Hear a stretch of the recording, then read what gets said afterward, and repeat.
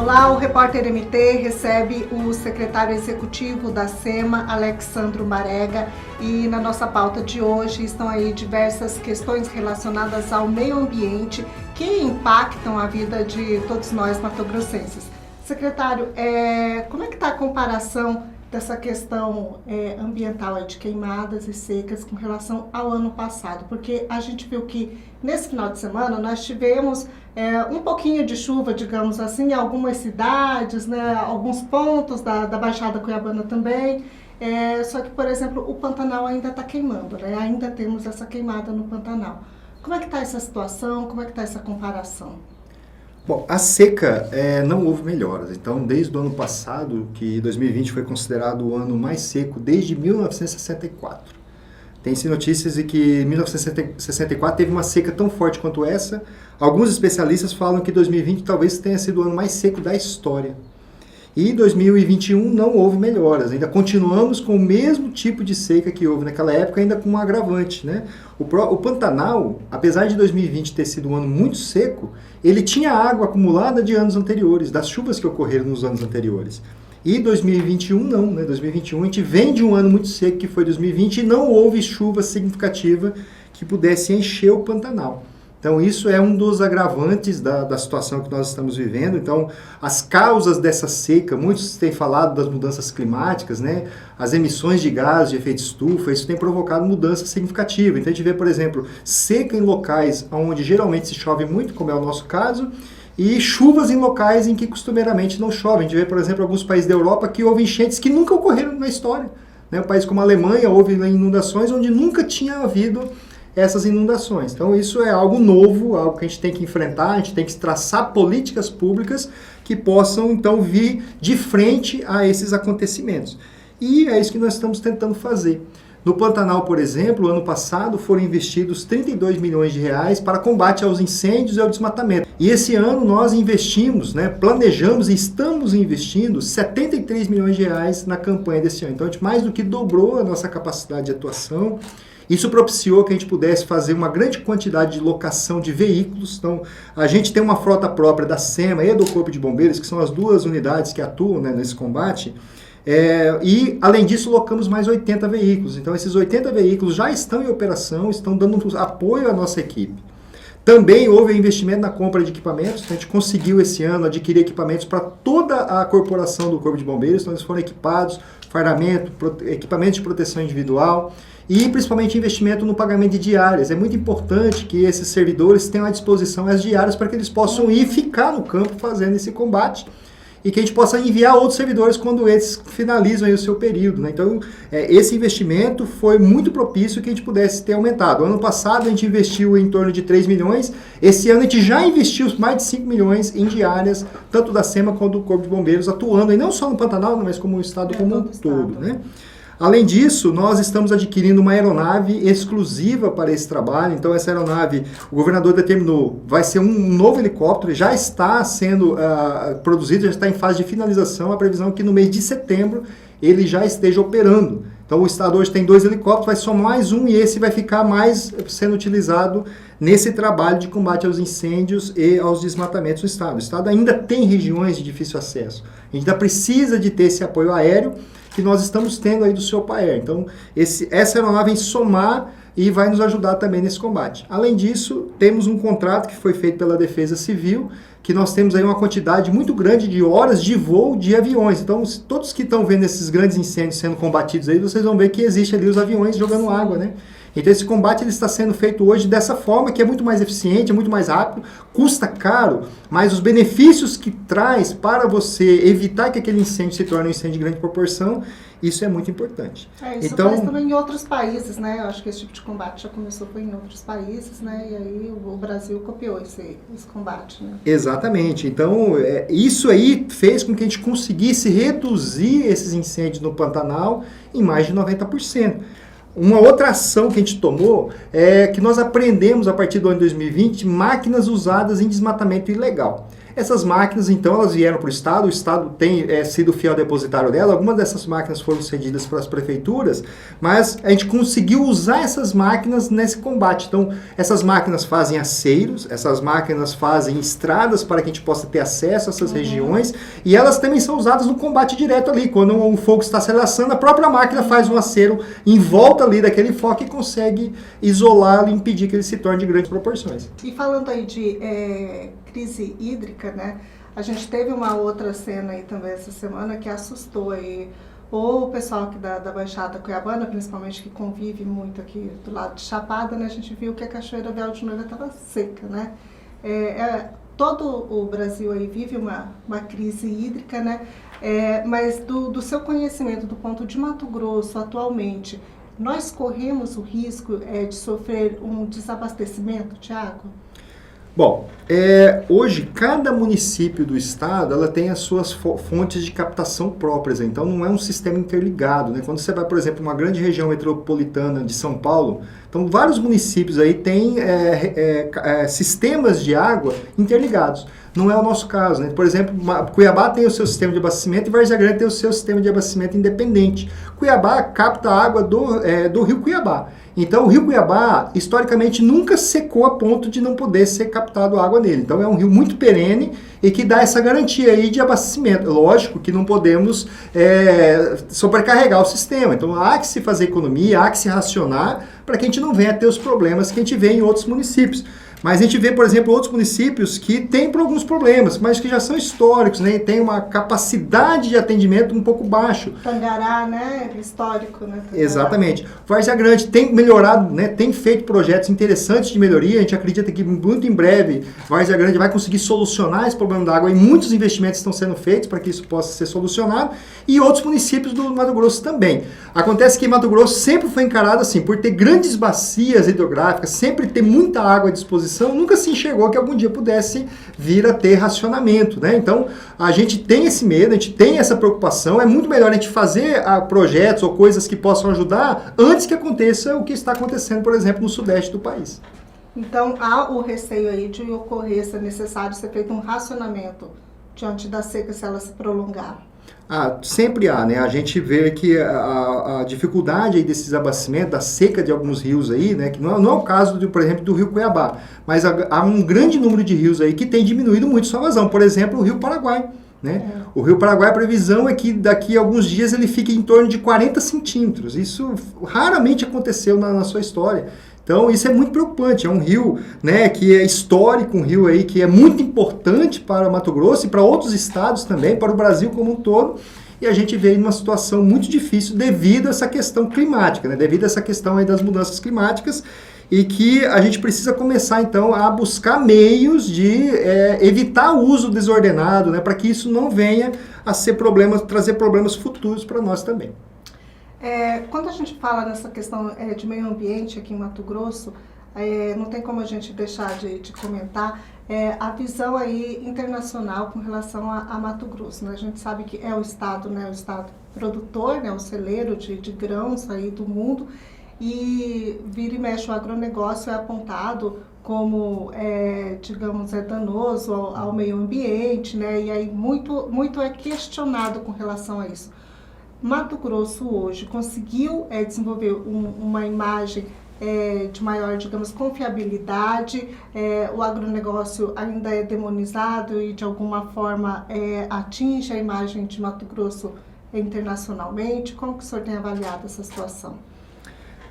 Mato Grosso hoje é um estado exportador, né? Então toda a nossa produção praticamente ela é exportada para outros países, né? Por incrível que pareça, o setor produtivo é aquele que mais pressiona o governo para que tome ações de combate aos ilícitos ambientais. Porque quando o Estado, né, perde a mão ou descontrola tanto o desmatamento quanto os incêndios, isso traz restrições à venda e ao comércio desses commodities que são produzidos aqui. Então o setor produtivo hoje ele é parceiro, ele investe nesse trabalho que o Estado tem feito e cobra para que as ações realmente possam acontecer. É lógico que a gente está falando aqui da maioria, né? A gente está falando aqui daqueles que são profissionais, né? Que são empreendedores profissionais e que realmente querem se fazer a coisa dentro da legislação, fazer a coisa correta. Existe uma pequena minoria que faz os crimes ambientais e isso tem, sim, trazido alguns impactos do ponto de vista de imagem do Estado. Mas, ao longo do tempo, Mato Grosso tem sido reconhecido por um trabalho de melhoria nessa questão, né? Mato Grosso, inclusive, por ter sido o estado da Amazônia que mais conseguiu reduzir o desmatamento, foi beneficiado no ano de 2017 com um financiamento internacional, que é o programa Red Early Movers, que é financiado pelo governo alemão e pelo Reino Unido, e da ordem de 50 milhões de dólares. Esse recurso propiciou que a gente pudesse, então, investir na melhoria dos nossos sistemas de monitoramento do desmatamento dos incêndios florestais, financiado boa parte das nossas operações ao longo aí dos últimos anos, e fez com que o Estado também agora, nesse momento, se tornasse um Estado que mais conseguiu reduzir ou controlar o seu desmatamento, né? A gente vai pegar, por exemplo, o ano de 2019, 2020, nós desmatamos, né, os dados oficiais do PRODES, que o dado oficial é do INPE, né, que é o satélite, o sistema PRODES, 1.779 km². E esse ano, o DETER, também do INPE, mostra que a gente conseguiu fechar o ano com 1.479 km². Isso dá uma redução de mais de 20%. A Amazônia reduziu 3%. A Amazônia como um todo reduziu 3%.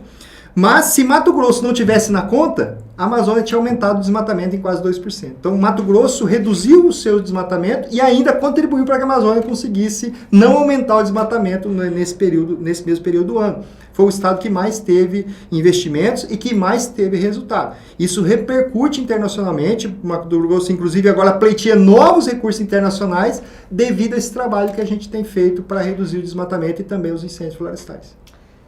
Parte dessas críticas internacionais que vira e mexe aparecem aí, a senhora acredita que possam ser aí relacionadas à competição de mercado mesmo? Acreditamos que sim. Existem, sim, alguns países que colocam, talvez, algumas restrições até para melhorar a competitividade dos seus próprios produtos, né? Então, é criado aí, talvez, tem algum tipo de difamação, algum uso irregular. Ainda existe isso, ainda existe, né? A gente viu aí até semana passada, né, uma banda famosa aí, né? A Coldplay, né? Exatamente, né? Que chamou os governadores da Amazônia, né, na responsabilidade.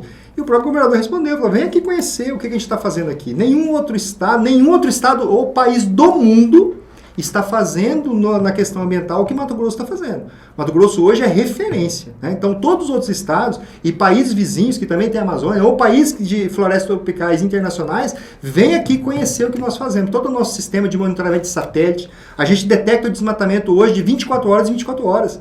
Eu posso hoje, agora, entrar lá no meu sistema e baixar uma imagem do estado, de qualquer área do estado, que é de hoje de manhã. Então, isso torna para mim muito fácil detectar onde está o desmatamento, planejar as minhas ações e direcionar os investimentos. Porque se eu fosse atuar num estado tão grande assim, sem ter essa visão exata onde está acontecendo o crime ambiental, a gente não teria recursos suficientes. Mas hoje, como eu enxergo exatamente onde está o problema, a gente encaminha as equipes para esses locais direcionados. A gente chega lá um dia ou no mesmo dia que o desmatamento está acontecendo. E aí a gente pega em flagrante, a gente faz cessar o desmatamento. Então eu chego numa propriedade de 1.000 hectares, que começou a desmatar 50, se eu chegasse lá daqui 2 meses, ele teria desmatado os 1.000. Mas como eu chego lá hoje, como ele desmatou só 50, eu evito que esse desmatamento aconteça nessa proporção. Uhum. Mato Grosso sempre competiu com o Pará entre primeiro e segundo lugar entre liderança no desmatamento. E esse ano de 2020 e 2021, Mato Grosso está em quarto lugar. Então, o Amazonas desmatou mais do que Mato Grosso e Rondônia desmatou mais que Mato Grosso. Então, isso é inédito. Nunca tinha acontecido isso. Sempre foi o Mato Grosso, foi liderando, brigando ali com o Pará. Esse ano, o Pará desmatou 3.500 km² e Mato Grosso desmatou 1.500. Então, o Pará hoje está muito à nossa frente e outros estados passaram a gente. Não que seja uma notícia boa, né? Que os outros estados estejam aumentando. Para nós, o importante... a gente reduziu, né? Exatamente. Para nós, o importante é que nós estamos conseguindo controlar. Ainda não é o ideal, né? O ideal é que a gente realmente zerasse o desmatamento ilegal. Mas isso é muito difícil de acontecer. A gente tem que trabalhar cada dia mais para ir reduzindo e fazendo com que os infratores sintam o peso da responsabilização. Que ele receba esse auto de infração e que ele realmente seja obrigado a pagar. Para você ter uma ideia... Quando o senhor fala assim, então o peso da responsabilização é a questão da multa, que vai ser multado, é isso? Não só da multa, porque hoje a pessoa que desmata, ela está arrumando problema pro resto da vida.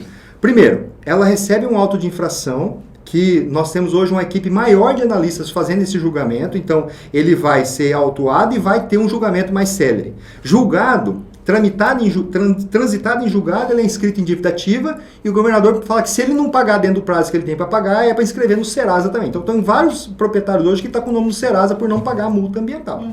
Além disso, esse auto de infração vai para o Ministério Público Estadual. E o Ministério Público Estadual entra com ação civil pública contra o proprietário. Então ele corre também na esfera judicial. E o Ministério Público Federal tem um outro projeto que chama Amazônia Protege e que ele entra pedindo a indenização por danos contra a humanidade.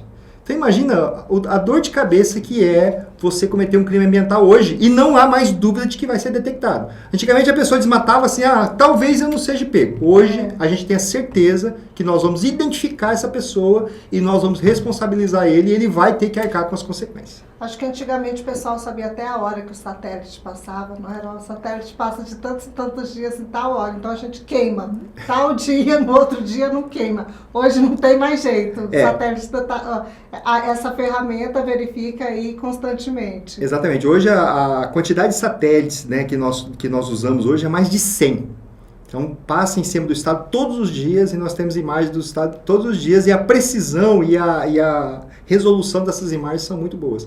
Para você ter uma ideia, a nossa média... muito mais caro desmatar, né, secretário? Com certeza. Olha, para você ter uma ideia, até 2018 a média de autuações contra desmatamento e incêndios era em média de R$250 milhões por ano. Então, em 10 anos, a gente aplicou aí 2 bilhões e meio, né, de reais em autos de infração contra desmatamento e incêndios florestais. Em 2019, nós aplicamos 600 milhões. Em 2020, nós aplicamos 1 bilhão 542 milhões. E esse ano, até agosto, nós já aplicamos 1 bilhão e 200. Então, se você pegar aí nos últimos 2 anos, nós já aplicamos mais de 3 bilhões de reais em multas contra o desmatamento, que é mais do que os 10 anos anteriores. Então, não há mais espaço. Quem hoje comete um crime ambiental, não há como escapar. Ele vai ser responsabilizado. E como o senhor colocou aí, essa questão do crime ambiental, ela não vem aí dos grandes produtores, né? Então, quem queima? Quem queima? Quem provoca essas queimadas, secretário? Isso é cultural? O que ocorre? Falta conscientização? O que falta para a gente, digamos, zerar isso? Existe ainda uma parcela que insiste nisso, né? Então a gente vai em algumas comunidades, né? E elas falam, mas a gente sempre fez isso, né? Sempre usei o fogo para limpar a minha área, sempre usei o fogo para fazer o manejo, né?